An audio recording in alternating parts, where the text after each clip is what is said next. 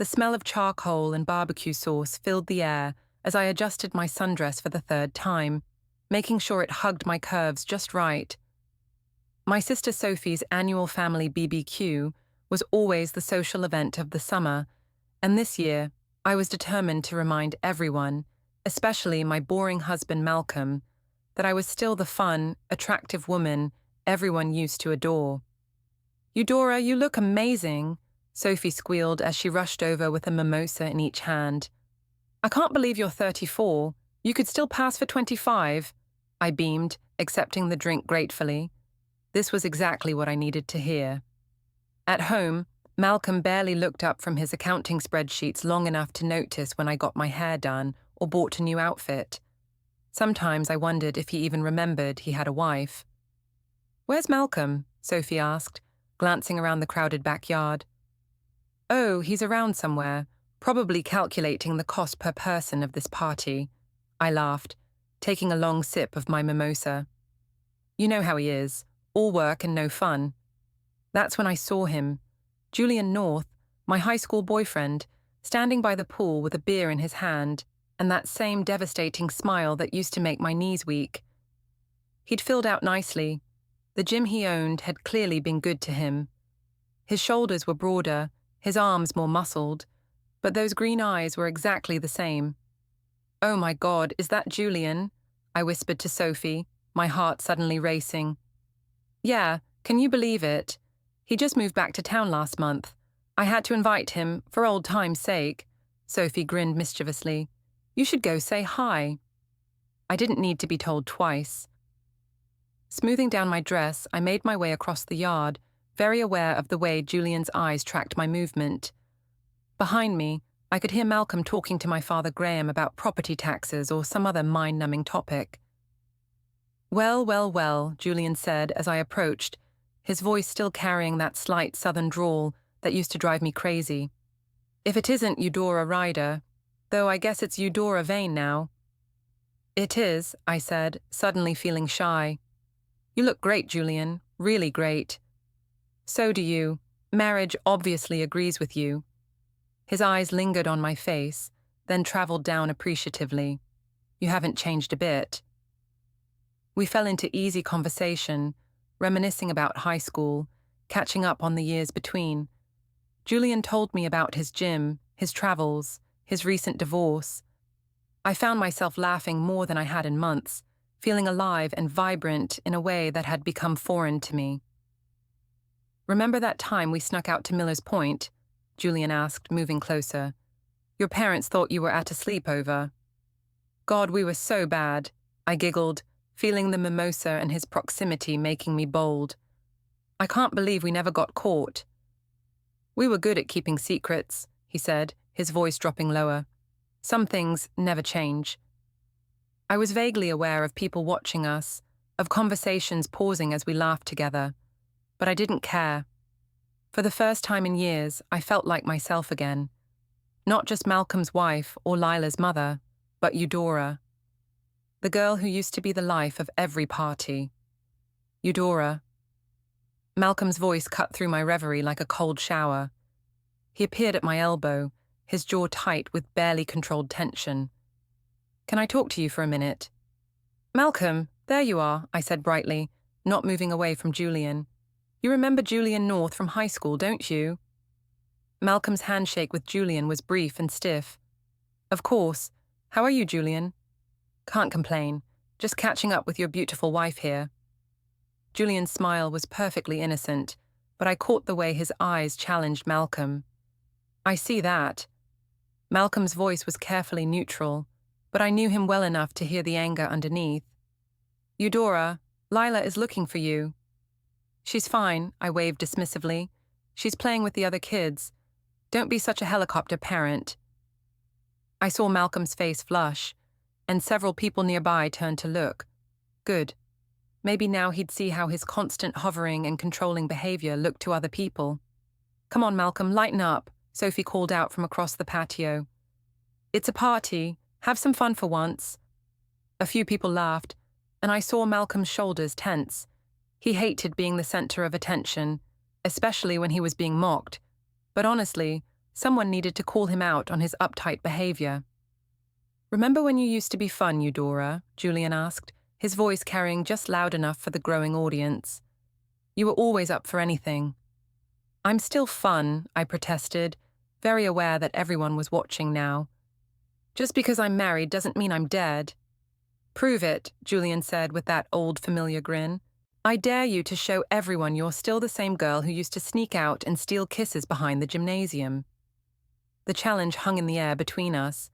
I could feel the weight of everyone's attention, could practically hear them thinking about how boring and domestic I'd become. Malcolm stood frozen beside me, his face pale. "Eudora," he said quietly, a warning in his voice. "Don't." But his tone just made me angrier. Who was he to tell me what to do? Who was he to stand there looking embarrassed by his own wife? "You know what, Julian?" I said, stepping closer to him. "You're absolutely right." Before I could lose my nerve, I grabbed Julian's face and kissed him. It wasn't a peck on the cheek or a friendly kiss. It was the kind of kiss that left no doubt about its meaning. I heard gasps from the crowd, someone's nervous laughter, the sound of a beer bottle hitting the ground. When I finally pulled away, Julian looked stunned. The entire party had gone silent except for the music still playing from the speakers. Malcolm stared at me with an expression I'd never seen before. Not anger, not hurt, but something deeper and more final. "Why would you do that?" he asked quietly. The question hung between us like a blade. Everyone was watching, waiting for my response. I felt cornered, defensive, and suddenly very aware of what I'd just done, but I couldn't back down now, not in front of everyone. "Oh, please," I said, forcing a laugh. "It was just a joke. Don't be so dramatic." "A joke?" Malcolm's voice was barely above a whisper. "Yes, a joke. God, Malcolm, you act like I committed murder." "It was one little kiss with an old friend. If you can't handle that, maybe you should just file for divorce." The words were out before I could stop them. I meant them to sound dismissive, to put Malcolm in his place and show everyone how ridiculous he was being. Instead, they fell into the silence like stones into still water. Malcolm looked at me for a long moment, his face completely unreadable. Then he nodded slowly, as if I'd just confirmed something he'd suspected all along. "Okay," he said simply. Without another word, he turned and walked toward the house. I watched him go, expecting him to turn around, to come back and apologize for overreacting. Instead, I heard the front door slam and the sound of his car starting. "Well," Sophie said after a moment, her voice artificially bright, "who wants another drink?" I spent the rest of the BBQ trying to convince everyone, and myself, that what had happened was no big deal. Julian had disappeared shortly after Malcolm left, mumbling something about an early morning and avoiding my eyes. But I managed to laugh it off with the others, making jokes about jealous husbands and dramatic exits. "Honestly, you'd think I'd had an affair right there on the picnic table," I said to a group of friends, rolling my eyes. "It was one tiny kiss. Malcolm needs to get over himself." Most people laughed and agreed that Malcolm had overreacted, but I noticed a few uncomfortable glances and whispered conversations that stopped when I approached. Still, by the time the party wound down, I'd almost convinced myself that everything would blow over. Malcolm's car was in the driveway when I got home, but the house was dark except for the porch light. I found him in our bedroom, sitting on the edge of the bed in the dark. "There you are," I said, flipping on the light and kicking off my sandals. "You missed a great party after you left. Very dramatic exit, by the way. Everyone was talking about it." Malcolm didn't respond. He just sat there, staring at his hands. "Look, I'm sorry if I embarrassed you," I continued, though the words felt hollow even to me. "But you have to admit you overreacted. It was just a silly kiss. Julian and I are ancient history." "Are you?" Malcolm's voice was so quiet I almost didn't hear him. "Of course we are. God, Malcolm, what kind of person do you think I am?" He looked up at me then, and I was startled by the pain in his eyes. "I honestly don't know anymore." That stung more than I expected. "What's that supposed to mean?" It means I've been watching my wife flirt with another man all afternoon, then kiss him in front of our friends and family, then tell me to file for divorce when I tried to talk to her about it. His voice was getting stronger now, more sure. It means I don't recognize the woman I married. Oh, please, I scoffed, starting to undress. You're being ridiculous. I was just having fun for once. You remember fun, don't you? Or has it been so long since you had any that you've forgotten what it looks like? Fun. Malcolm stood up, and I was surprised by the steel in his voice. You call humiliating me in front of everyone we know fun? I didn't humiliate you. You humiliated yourself by acting like a jealous teenager. I was getting angry now. This was supposed to be over. He was supposed to apologize for making a scene, and we were supposed to move on. And frankly, if you can't handle your wife talking to other people, maybe you need therapy. Talking? Malcolm laughed, but there was no humor in it. Is that what you call it? Yes, that's exactly what I call it. We were talking and reminiscing, and then we shared one meaningless kiss. End of story. Meaningless, Malcolm repeated. Right. He walked to his dresser and started pulling out clothes. I'm sleeping in the guest room tonight. Fine, I snapped. Be dramatic, but don't expect me to apologize for having a good time. Malcolm paused in the doorway. I'm not expecting anything from you anymore, Eudora. You've made your feelings very clear. After he left, I sat on the bed feeling strangely hollow. This wasn't how it was supposed to go. Malcolm was supposed to realize he was being unreasonable. He was supposed to apologize and promise to be more fun, more attentive. He wasn't supposed to just give up. I picked up my phone and texted Sophie. Malcolm is being a total psycho about tonight, acting like I cheated or something. Men are so dramatic. Her response came back quickly. He'll get over it. You know how sensitive he is. Give him a day or two to sulk and then he'll apologize.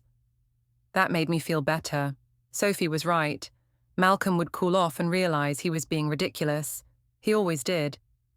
But when I woke up the next morning, Malcolm was already gone. He'd left early for work without saying goodbye, which wasn't like him. Usually he brought me coffee in bed and kissed me before leaving. I told myself he was still pouting and would be back to normal by evening.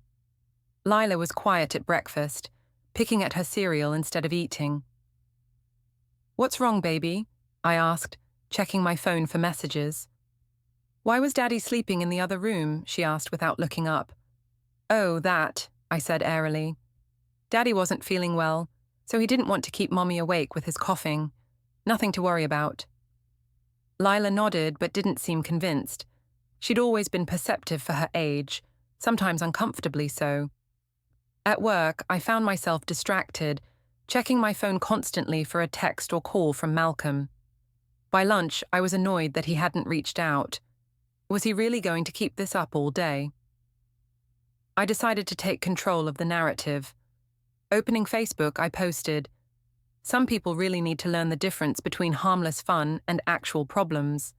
Life's too short to be jealous of every little thing." Married life. Drama-free. The likes and supportive comments started rolling in almost immediately. My friends agreed that some husbands were too possessive, that a little flirtation was natural and healthy. I felt vindicated. But that evening, Malcolm came home later than usual and went straight to the guest room without speaking to me. When I tried to talk to him, he was polite but distant, like I was a stranger he was forced to be civil to. This silent treatment is getting old, Malcolm, I said, standing in the doorway of the guest room. When are you going to stop pouting and have an adult conversation? I'm not pouting, he said calmly, not looking up from his laptop. I'm thinking. About what? About a lot of things. His tone was so final, so cold, that I felt a chill of real worry for the first time. Malcolm, you're scaring me. It was just a kiss. Why are you acting like this is the end of the world? Finally, he looked at me. Because maybe it is. The next few days passed in a strange, tense quiet. Malcolm continued sleeping in the guest room and speaking to me only when necessary. He was perfectly polite, saying good morning, asking about dinner plans, helping Lila with her homework, but it was like living with a courteous stranger. I tried to maintain normalcy, posting cheerful updates on social media and making plans with friends. But underneath, I was growing more and more frustrated with Malcolm's stubborn refusal to just get over it. "He's still giving you the silent treatment?" Sophie asked when we met for lunch on Thursday. "God, what a baby. It's been 4 days." "I know. And the worst part is, he's acting like he's the injured party here, like I'm the one who did something wrong." I stabbed at my salad viciously. "All I did was kiss an old friend. It's not like I had intimacy with him on the picnic table." "Exactly. And Julian is gorgeous, by the way. I don't blame you for being tempted." Sophie grinned. "Maybe this will be a wake-up call for Malcolm. Maybe he'll realize he needs to pay more attention to his wife." That's what I was hoping too. But as the days stretched on, Malcolm showed no signs of snapping out of it. If anything, he seemed to be settling into this new, distant version of himself. Friday evening, I decided enough was enough. I made Malcolm's favorite dinner, opened a bottle of wine, and put on the dress he'd bought me for our anniversary. When he came home, I was waiting with a smile and 2 glasses of wine. "What's all this?" he asked, looking around the dining room I'd decorated with candles. "I thought we should talk," I said, offering him a glass. "Really talk. This whole thing has gone on long enough." Malcolm accepted the wine but didn't sit down. "I agree. We do need to talk." "Good." I felt relief wash over me.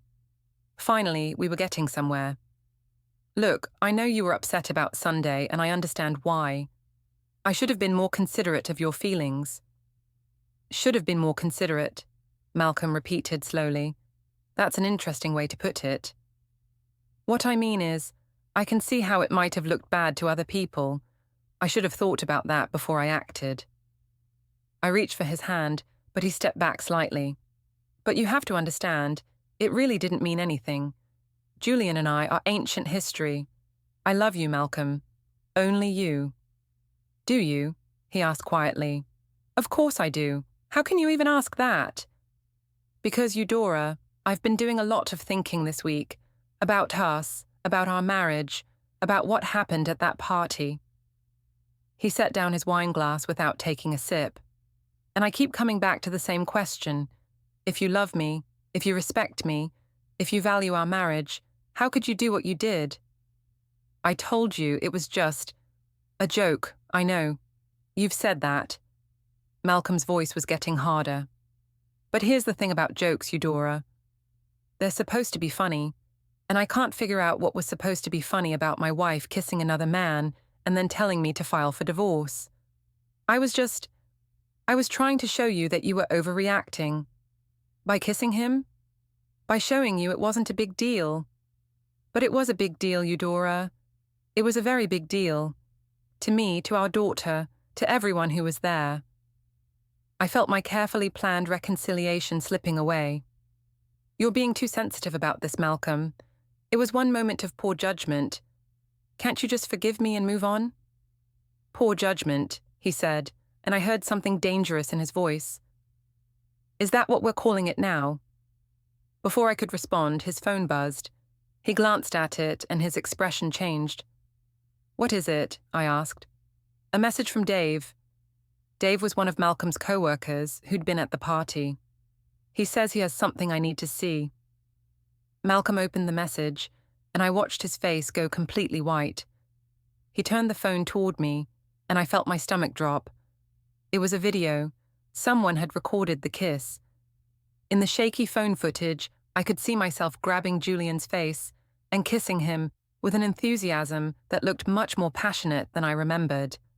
The audio was clear too, my voice saying, "File for divorce if you want," with a flippant laugh that sounded cruel even to my own ears. "Where did this come from?" I whispered. "Apparently it's been making the rounds in the group chat all week," Malcolm said, his voice deadly calm. "Dave thought I should know that people have been talking." I stared at the video, watching myself destroy my marriage in high definition. "Malcolm, The funny thing is," he continued, "watching this, I realized something. You weren't drunk. You weren't caught up in the moment. You made a choice, Eudora. You chose to humiliate me in front of everyone we know. You chose to kiss another man. You chose to tell me to file for divorce. I didn't mean it like that. Didn't you? He pocketed his phone. Because I've been thinking about what you said, and I think maybe you did mean it. Maybe you've been wanting out of this marriage for a while, and you just didn't have the courage to say so. That's not true. Then why did you do it, Eudora? Give me one good reason why a woman who loves her husband would do what you did. I opened my mouth to answer, but nothing came out. Because the truth was, I didn't have a good reason. I'd done it because I was angry, because I felt ignored, because I wanted to prove a point. But none of those reasons sounded good enough when I tried to put them into words. I thought so, Malcolm said quietly. I'll be staying at my mother's for a while. I think we both need some space to figure out what we really want. Malcolm, wait! But he was already walking toward the stairs. I'll pack a bag and be out of your way. As I listened to him moving around upstairs, I felt panic rising in my chest. This wasn't how it was supposed to go. He was supposed to forgive me. We were supposed to work it out. When he came back downstairs with a suitcase, I tried one more time. Please don't do this. Think about Lila. Think about our family. Malcolm paused at the door. I am thinking about Lila. I'm thinking about what kind of example we're setting for her. I'm thinking about what kind of marriage we're modeling. We can fix this. Can we? He looked at me with something that might have been pity. Because I'm not sure you even think there's anything to fix. And then he was gone, leaving me standing in our candlelit dining room with 2 untouched glasses of wine and the ruins of my carefully planned reconciliation. Malcolm had been gone for 3 days when my phone started buzzing with notifications. At first, I thought it was just the usual likes and comments on my social media posts, but as the notifications kept coming, I realized something was wrong. I opened Facebook to find that the video had somehow made its way onto social media. Someone had posted it in one of the local community groups with the caption, "When keeping it real goes wrong. Feel bad for the husband." The comments were brutal. People I barely knew were dissecting my marriage, calling me names, expressing sympathy for Malcolm. Worse, people I did know, friends, neighbors, co-workers, were joining in. Always thought she was a bit much, wrote Jennifer from my book club. Poor Malcolm. He deserves better, added Tom from down the street.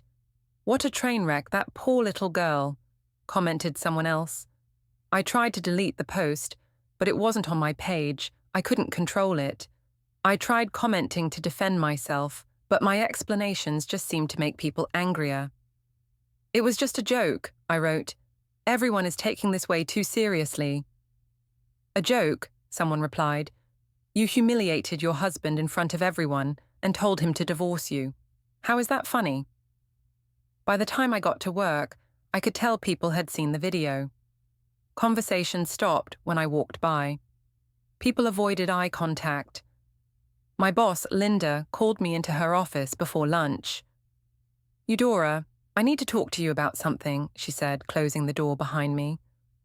I'm sure you're aware that there's a video circulating. It's not what it looks like, I said quickly. It's been taken completely out of context. I'm not here to judge your personal life, Linda said carefully. But this is affecting your work environment. People are talking, and it's becoming a distraction. So what are you saying? I'm saying you might want to take some time off. Let this blow over. Come back when things have settled down. I stared at her in shock. Are you firing me? I'm suggesting a voluntary leave of absence. With pay, she added quickly, just until the gossip dies down. I wanted to argue, to point out how unfair this was, but I could see there was no point. The damage was done. That evening, I sat in my empty house, scrolling through endless comments and shares of the video. It had taken on a life of its own, spreading far beyond our social circle. Strangers were weighing in. Relationship experts were using it as an example of what not to do. and someone had even made it into a meme. When Leela came home from school, she was quieter than usual. "How was school, baby?" I asked, trying to sound normal. "Okay," she said, but she wouldn't meet my eyes. "Just okay? Did something happen?" Leela hesitated, then said, "Megan's mum asked me if Daddy was really moving out." My heart sank. "What did you tell her?" I said I didn't know. Lila finally looked at me, and I saw confusion and hurt in her eyes. "Is he, Mummy? Is Daddy moving out forever?" "I don't know, sweetheart," I said honestly. "Daddy and I are having some problems right now." "Because of what happened at Aunt Sophie's party?" I was startled. "What do you know about that?" "I heard some of the grown-ups talking. They said you kissed Uncle Julian and made Daddy sad." The simplicity of her statement hit me harder than all the social media comments combined. In 7-year-old terms, that's exactly what had happened. I had kissed Julian and made Daddy sad. "It's complicated, baby," I said weakly. "Are you getting divorced?" The question hung in the air between us. "I hope not," I said finally. "But I don't know." That night, after Lila was in bed, I called Malcolm. He answered on the 4th ring. "What do you want, Eudora?" "I want to talk, really talk, about us, about what happened, about what comes next." There was a long pause. "I don't think there's anything left to say." "Please, Malcolm, I know I messed up. I know I hurt you. But we have 7 years together. We have a daughter. That has to count for something." "It does count for something," he said quietly. "It counts for a lot. Which is why what you did hurts so much." "I'm sorry," I said, and for the first time I really meant it. "I'm so sorry, Malcolm. I was selfish and stupid and I hurt you and I'm sorry." "I know you are. Then come home, please. Let's work this out." "Eudora." Malcolm's voice was gentle but firm. "I've been doing a lot of thinking this week. About us, about what I want, about what I deserve. And I've realized something important." "What?" "I deserve better than this. I deserve a wife who respects me, who values our marriage, who wouldn't humiliate me in front of everyone we know. And Lila deserves parents who model a healthy relationship." "We can have that. We can fix this." "Can we? Because even now, even after everything that's happened, I don't think you really understand what you did wrong." "I do understand. I kissed Julian and it was wrong and I'm sorry." "It's not just that you kissed him, Eudora. It's that you flirted with him all afternoon while I watched. It's that you dismissed my feelings when I tried to talk to you. It's that you told me to file for divorce like our marriage was a joke. It's that, even after all this, your first instinct was to minimize what you did and blame me for overreacting." I opened my mouth to argue, but he continued. "I've been married to you for 7 years, Eudora. I know you. And I know that if I come home now, if I forgive you and we move on, you'll convince yourself that I was the one who overreacted. You'll tell yourself that what you did wasn't really that bad. And the next time you're angry with me, the next time you feel neglected or bored or unappreciated, you'll do something like this again." "That's not true. Isn't it? Tell me honestly, do you think what you did was wrong, or do you think my reaction was too extreme?" The question caught me off guard, because if I was being completely honest, I still thought Malcolm was being overly sensitive. Yes, I'd made a mistake, but the punishment didn't fit the crime. It was one kiss, one moment of poor judgment. It wasn't worth destroying our marriage over. My silence was answer enough. "I thought so," Malcolm said sadly. "I'll be in touch about arrangements for Lila. And Eudora, you might want to get a lawyer." The line went dead, leaving me staring at my phone in shock. He couldn't be serious. He couldn't really be planning to divorce me over this. Could he? 2 weeks later, I was served with divorce papers. I stared at the official documents in disbelief, reading the same words over and over. Petition for dissolution of marriage. Malcolm wasn't bluffing. He was actually doing it. The papers cited irreconcilable differences and requested joint custody of Lila, division of assets, and spousal support. It was all very clinical and legal. reducing 7 years of marriage to a series of bullet points and financial calculations. I called him immediately, but he didn't answer. I called again, and again. Finally, his mother, Elaine, picked up. "He doesn't want to talk to you right now, Eudora," she said, her voice cold with disapproval. "Elaine, please, I just need 5 minutes. This is insane. He can't just throw away our marriage like this.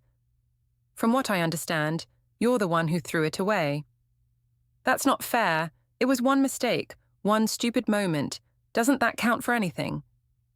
"What counts is how you've handled it since," Elaine said sharply. "Malcolm told me about your conversation, about how you still don't think you did anything seriously wrong." "I never said that." "You didn't have to. Your actions spoke loud enough." Before I could respond, she hung up. I spent the next few days in a haze of disbelief and growing panic. I consulted with a lawyer who explained that Malcolm's petition was straightforward and reasonable. He wasn't trying to take Lila away from me or leave me destitute. He just wanted out. "Is there any chance of reconciliation?" the lawyer asked. "I don't know," I admitted. "He won't talk to me." "Well, you have 30 days to respond to the petition. I'd suggest using that time to really think about what you want and whether there's any way to repair the damage." "But how could I repair damage when Malcolm wouldn't even speak to me?" The social media storm had mostly died down, but the damage to my reputation lingered. Friends were choosing sides, and most of them were choosing Malcolm's. The video had painted a clear picture of who was the victim and who was the villain, and I was definitely cast as the latter. Even my own family was divided. My father, Graham, had called to express his disappointment, using words like reckless and selfish that stung more than any stranger's comments. My mother was supportive, but in a way that felt more like pity than solidarity. Only Sophie remained firmly in my corner, insisting that everyone was overreacting and that Malcolm was being vindictive. "He's trying to punish you," she said over coffee. "This whole divorce thing is just a scare tactic. He'll come to his senses." "I don't think so, Sophie. I think he's serious." "Over one kiss? Come on. No one gets divorced over one kiss." But even as she said it, I could hear the doubt in her voice. Because it wasn't just one kiss, was it? It was everything that came after. My refusal to take responsibility, my dismissal of Malcolm's feelings, my insistence that he was overreacting. The worst part was Lila. She was staying with me during the week and going to Malcolm's mother's house on weekends, a temporary arrangement that felt like a preview of our divorced future. She asked fewer questions now, but I could see the sadness in her eyes, the way she flinched when the phone rang, hoping it might be Daddy calling. "When is Daddy coming home?" she asked one evening as I tucked her into bed. "I don't know, baby. Maybe never." "Is it because I was bad?" The question broke my heart. "Oh, sweetheart, no. This has nothing to do with you. Daddy loves you so much. This is about Mommy and Daddy, not about you." "Then why won't he come home?" I didn't have an answer for that. How could I explain to a 7-year-old that I'd destroyed her family for reasons I didn't fully understand myself? 3 weeks after being served with the divorce papers, I made one last desperate attempt to reach Malcolm. I drove to his mother's house and rang the doorbell, hoping to catch him off guard. Elaine answered the door with a frown. "He doesn't want to see you, Eudora." "Please, just 5 minutes. I need to tell him something." "Tell me. I'll pass it along." "I need to tell him I understand now. I understand what I did wrong. I understand why he's angry, and I understand why he can't forgive me." Elaine's expression softened slightly. "Do you really?" "Yes, I do. I was selfish and cruel, and I humiliated him in front of everyone. I dismissed his feelings and refused to take responsibility. I treated our marriage like it was disposable." The words felt like glass in my throat. "I understand why he can't trust me anymore. I understand why he doesn't want to be married to me." "Then why are you here?" "Because I love him. Because I love our family. Because I want to try to make it right, even if it's too late." Elaine studied my face for a long moment, Then she stepped aside. "He's in the kitchen." I found Malcolm sitting at his mother's kitchen table, grading papers. He looked up when I entered, his expression carefully neutral. "Hello, Eudora." "Hi." I stood awkwardly in the doorway, suddenly unsure of what to say. "Thank you for seeing me. My mother said you had something important to tell me." "I do." I took a deep breath. "I wanted to tell you that I understand now. What I did, why it was wrong, why you can't forgive me. I wanted to tell you that I'm sorry. Really, truly sorry for all of it. For the kiss, for humiliating you, for dismissing your feelings, for everything." Malcolm set down his pen and looked at me. "Okay. I know it's too late. I know I destroyed something that can't be fixed, but I needed you to know that I finally understand." "What made you understand?" I thought about it, watching Lila, seeing how confused and hurt she is, realizing that I destroyed her family for no good reason, realizing that I threw away the best thing in my life because I was angry and selfish and stupid. Malcolm nodded slowly. "I appreciate you telling me that." "Is there any chance—" I started, then stopped. "Never mind, I know the answer." "Eudora," Malcolm said gently, "even if I could forgive what you did, I can't forget it. I can't trust you not to do it again, and I can't live in a marriage without trust." I nodded, tears streaming down my face. "I know, I had to try. I understand. What happens now? Now we figure out how to be good co-parents for Lila, how to give her as much stability and love as possible, even though we can't do it together anymore." "Okay," I whispered. "Okay." As I drove home through the dark streets, I realized that this was really it. My marriage was over, my family was broken, and it was entirely my fault. 6 months later, I sat in a conference room at my lawyer's office, watching Malcolm sign the final divorce papers. The proceedings had been surprisingly amicable. Malcolm had been fair about everything, asking only for joint custody of Lila and his fair share of our assets. The irony wasn't lost on me that he'd turned out to be more generous in divorce than I'd been in marriage. "That's it then," my lawyer said, gathering the papers. "The divorce will be final in 30 days. Malcolm stood up, straightening his tie. He looked good, healthier than he had in years, more confident. Divorce, it seemed, agreed with him. "Eudora," he said formally, "I hope we can continue to work together for Lila's sake." "Of course," I managed. "Malcolm, I know," he said quietly. "But it's done now. We both need to move forward." He left without looking back, and I sat alone in the conference room feeling the full weight of what I'd lost. The last 6 months had been a harsh education in consequences. The video had eventually stopped circulating, but the damage to my reputation was permanent. I'd lost friends, respect in the community, and my sense of self-worth. I'd had to move to a smaller apartment and take a new job across town where no one knew my story. Lila had adjusted better than I'd expected, but I could see the changes in her. She was more serious now, more cautious about trusting that good things would last. She spent weekdays with me and weekends with Malcolm, a schedule that worked but felt like a constant reminder of what I'd broken. Julian had moved away again not long after the BBQ, apparently deciding that our hometown wasn't for him after all. I never heard from him again, which was probably for the best. The man who'd seemed so charming and exciting that day now felt like a symbol of everything I'd thrown away for nothing. The worst part was the knowledge that Malcolm was right. I probably would have done it again. If he'd forgiven me, if we'd moved past it, I would have convinced myself that his reaction had been extreme. I would have filed the whole incident away as proof that Malcolm was too sensitive, too jealous, too controlling. And the next time I felt unappreciated or bored or angry, I might have pushed even further. It was a sobering realization about myself that I was still learning to live with. 3 months after the divorce was finalized, I ran into Malcolm at Lila's school play. He was there with a woman I didn't recognize, attractive, professional-looking, with kind eyes and a warm smile. She wasn't flashy or dramatic like I'd always tried to be. She was just nice, normal, the kind of woman who would never humiliate her husband at a family BBQ. Eudora, Malcolm said politely when he saw me. This is Sarah. Sarah, this is Lila's mother, Eudora.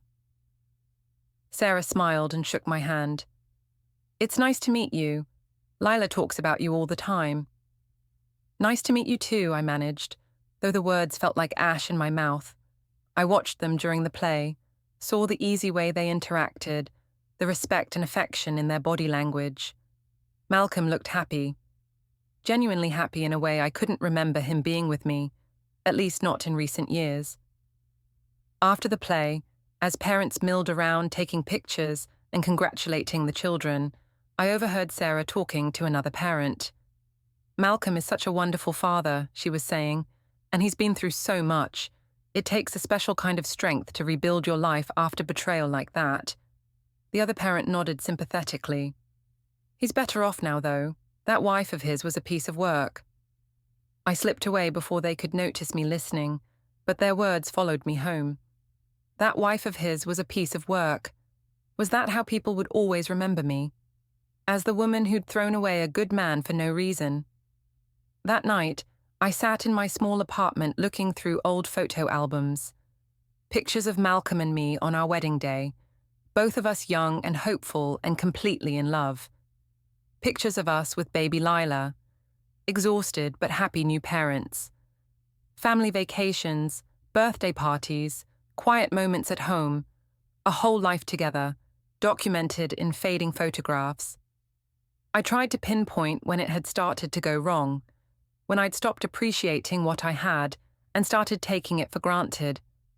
But there was no single moment, no dramatic turning point. It had been a slow erosion of gratitude and respect, so gradual I hadn't noticed until it was too late. The truth was, Malcolm had been a good husband. Not perfect, but good. He'd worked hard to provide for our family. He'd been faithful and reliable and kind. He'd loved me even when I'd made it difficult to love me. And I'd repaid that love with public humiliation and casual cruelty. I'd had everything I'd claimed to want: a devoted husband, a beautiful daughter, a comfortable life, and I'd destroyed it all for the fleeting thrill of feeling desired by someone else. I'd traded a lifetime of happiness for one moment of validation from a man who'd disappeared from my life as quickly as he'd reappeared. Now Malcolm had found someone who would appreciate what I'd thrown away. Someone who would respect him and value their relationship. Someone who would never tell him to file for divorce over a public argument. And I was alone, facing the consequences of choices I couldn't undo. A year after our divorce, I received an invitation to Malcolm and Sarah's wedding. It was a small ceremony, just family and close friends. I wasn't invited to attend, of course, but Malcolm had wanted me to know so I could prepare Lila for the changes ahead. I held the elegant invitation in my hands, reading the names Malcolm James Vane and Sarah Elizabeth Chen in beautiful script, and felt the final door close on the life I'd once had. Lila was excited about the wedding, about having a stepmother who baked cookies and helped with homework and never made Daddy sad. She was too young to understand the full scope of what had happened, but old enough to see that Daddy was happier now. "Are you sad about Daddy's wedding?" she asked me one evening, as I helped her pick out a dress for the ceremony. "A little," I admitted, "but mostly I'm happy that Daddy found someone who makes him smile." "Do you think you'll get married again too?" "I don't know, sweetheart. Maybe someday." But even as I said it, I knew it was unlikely. Who would want to marry a woman with my history? Who would trust someone who'd publicly destroyed her previous marriage? The video might have stopped circulating, but the internet was forever. Any future relationship would have to begin with that conversation, that explanation, that shame. On the day of Malcolm's wedding, I took Lila shopping and then to a movie, keeping us busy so I wouldn't have to think about what was happening across town. But that evening, after Lila had gone to bed, I found myself scrolling through social media, looking at the happy photos friends had posted from the reception.